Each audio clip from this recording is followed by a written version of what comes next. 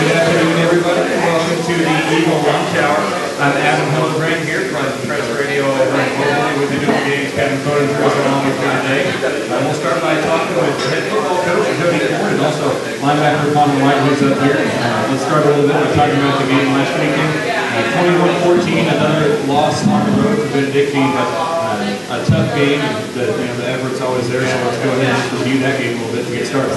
Yeah, you bet. No, we came out and got started slow. I mean, they got up on us 14-0, and I think we had a deep ball that we got beat on for a touchdown. And I think we had the ball inside our 10-yard line. We didn't really do a very good job of getting field position, and we had the ball inside the 10. And we had a fumble inside our 10-yard line, and that hurt us, and they were able to go in and score off of that. So, we're down 14-0 right out the gate.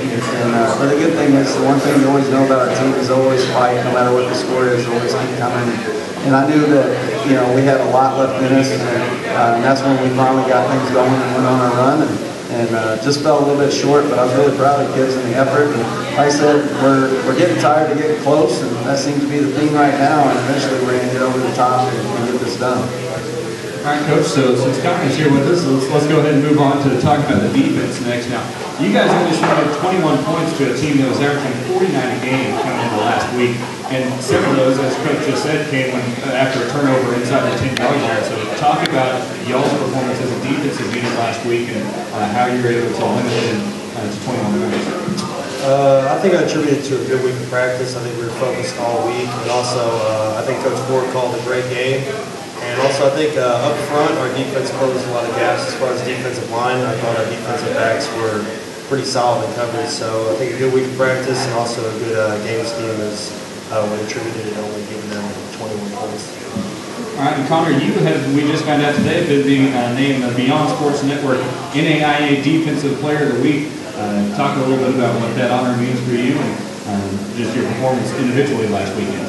I mean, it does mean a lot to me. It's the first time I've gotten any award. Would have been a lot more if we could win. I think that's the most important thing.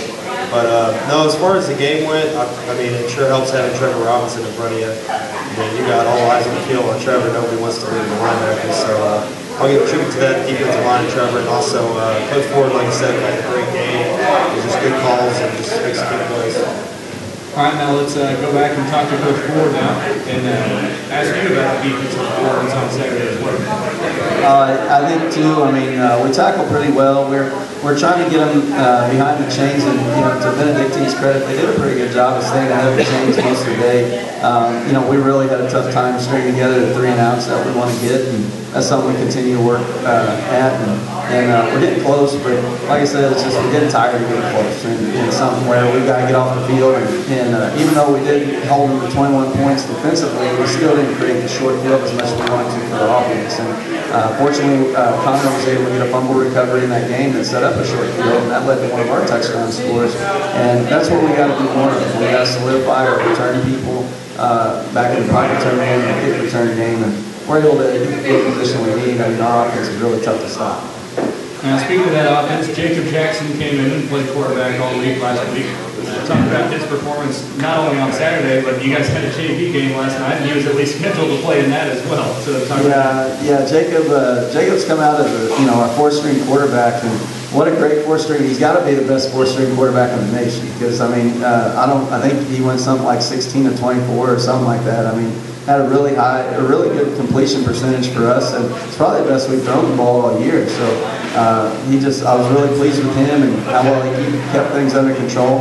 Talking with the offensive guys in the huddle, they were really surprised because he's usually very, very quiet and was very animated in the game and really pulled them together and did a nice job. So it's really a bright future for us in terms of you think about Jacob and a guy like Cody Mayer and you got Jamal Williams on the outside and our starting center. The offensive line didn't get talked about much, but Max Hotelling is a true freshman in there snapping the football. So we've got a lot of young people in there that are having to grow under fire, and really pleased with how all those guys are doing, and Jacob's obviously come along great and doing a great job. Now, moving on to next week, you guys have a homecoming matchup with Graceland coming up this week.